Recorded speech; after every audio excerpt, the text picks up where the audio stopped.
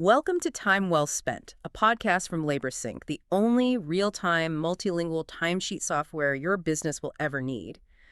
So let's start with a feeling I think a lot of business owners know all too well. That sinking feeling. Exactly. Your crew is working harder than ever, the clients are paying on time, but then you look at the books at the end of the month and the profit margins are just painfully thin. It's a total nightmare. And your first instinct is to look for, a catastrophe, a broken piece of equipment, a huge material cost spike. A big, obvious problem. Right. But the LaborSync blog article we're looking at today suggests we're searching in the wrong place.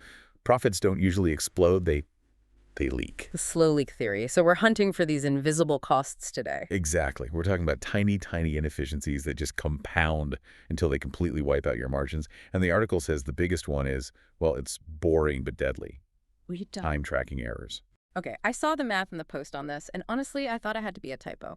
Can we break down that 15-minute example? Because it just doesn't feel like a crisis. It feels like nothing, right? Yeah. So here's the scenario. You have a crew.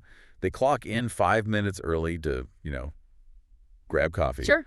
Then they clock out 10 minutes late. Maybe they're just chatting in the parking lot. That's 15 minutes total a day. That is a rounding error. It's nothing. And that's the trap. So Yeah. do the math on a 10-person crew.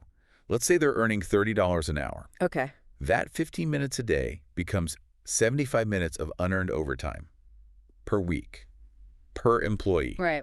And over a year, you've just paid out over $20,000. 20 grand for coffee and parking lot chats? For time where no work was actually done. And that's just the wages. That's not even counting taxes, insurance. Yeah. And the craziest part, it's usually not malicious. We aren't talking about time theft where employees are, plotting against you. It's just bad habits. It's a paper timesheet where someone writes down 5:00 p.m. instead of 4:48 p.m. Because the math is easier. Exactly. So sloppy data is expensive. But there's another layer to this that I found really interesting. The whole operational side. The landscaping scenario. This one hurts to read. A crew drives 45 minutes to a job site. Okay.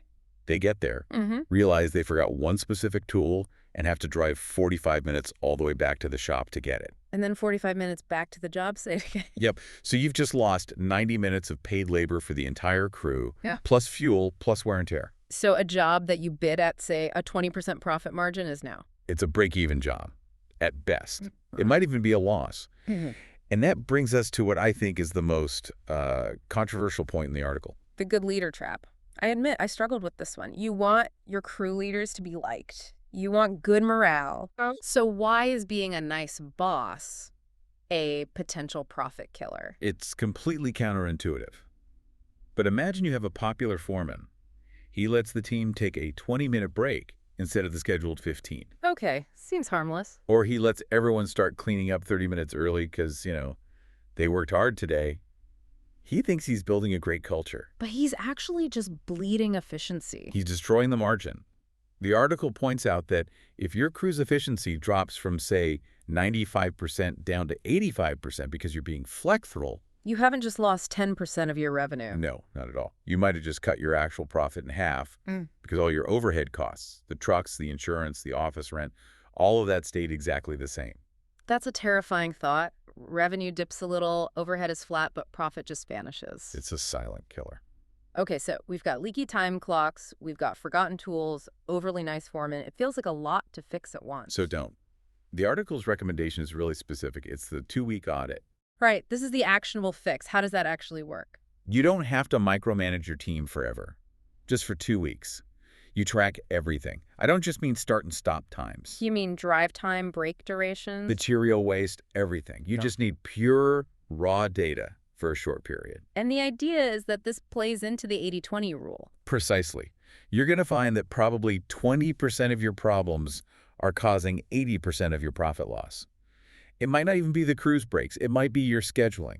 Like sending a 3-person crew to a job that only needed 2. Exactly. But you really can't do an audit like this with paper timesheets, can you? No way. It would be impossible. You need digital time tracking. You need GPS. You need to see where the crew actually is, not where someone wrote down they were 3 days ago. You need that objective truth to finally stop the bleeding. It really changes the whole mindset. It's not about working harder. It's about plugging the holes that others are just ignoring.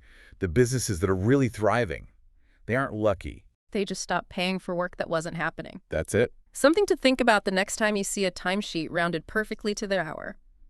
This episode of Time Well Spent was brought to you by LaborSync. Track employee hours and job site locations in real time from any device. Start your risk-free trial today at laborsync.com.